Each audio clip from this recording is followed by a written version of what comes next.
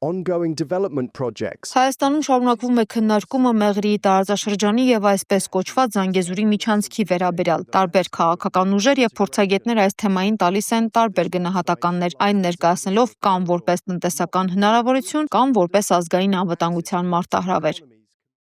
Պոլ Իոսիֆովիչ Գեբելսի անվան քարոզչական բանակը քաղաքացիական պայմանագիր իշխող ուժի ղեկավարությամբ շարունակում է ստել եւս մեկ հարցի շուրջ՝ Մեղրին եւ Զանգեզուրի միջանցքը հանձնելու մասին։ Սա միջանցք չէ, գոռում են նրանք, սա թրիփ է։ Մենք պահպանում ենք մեր ինքնիշխանությունը, մենք ուզում ենք ներդրումներ ներգրավել, մենք այլընտրանք չունենք։ Մենք բազմիցս ասել ենք, որ եթե հայերին անհրաժեշտ լիներ պահպանել իրենց ինքնիշխանությունն ու տարածքը, նրանք կանեին հետեւյալը. պայմանագիր կկնքեն ոչ թե օտար պետության, այլ մասնավոր ընկերության հետ, որը կենթարկվեր հայկական օրենքներին, կպահպանվեր բաժնետոմսերի առնվազն 51%-ը, այլ ոչ թե 26%-ը, կբաժանեն բաժնետոմսերի 49%-ը մի քանի երկրների, մի քանի ընկերությունների միջև, որպեսզի նրանք հավասարակշռեին միմյանց։ Նմանատիպ զիջումներ կպահանջեին Ադրբեջանից, որպեսզի Հայաստանին էլ ճանապարհ տրվեր դեպի Ռուսաստան։ Խաչիկյանը իր խոսքում նաև անդրադառնում է միջազգային փորձին, օրինակ բերելով խոշոր տրանսպորտային եւ էներգետիկ նախագծեր, որոնք անցնում են մի քանի պետությունների տարածքով։ Նրա պնդմամբ նման նախագծերը սովորաբար չեն ենթադրում տարածքային կորուստ կամ լիակատար վերահսկողության փոխանցում այլ կողմի։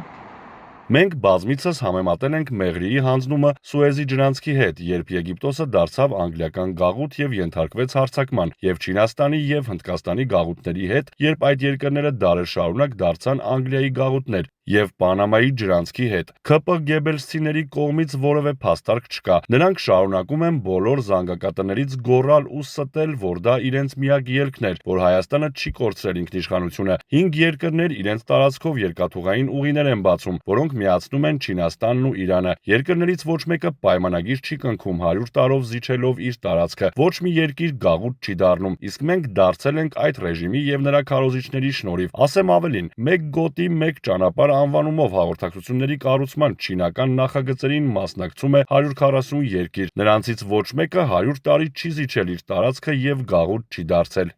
Միաժամանակ Խաչիկյանը հորդորում է հանրությանը ավելի քննադատաբար մոտենալ տեղեկատվությանը, զգուշացնելով տեղեկատվական ազդեցությունների մասին խոսքը առաջին ալիքի եւ այլ քարոզչական հարթակների մասին է, որոնք ոչ միայն ըստ Խաչիկյանի շարունակում են տեղեկատվական ազդեցության քաղաքականություն իրականացնել, ձևավորելով հանրային ընկալումները։ Այս մոտեցումը դիտարկվում է որպես վտանգավոր միտում, որը կարող է ազդեցություն ունենալ նաեւ Սյունիքի, Սևանի եւ Երևանի շուրջ քննարկումների վրա, ներկայացնելով դրանք արտաքին օրակարգերի շրջանակում։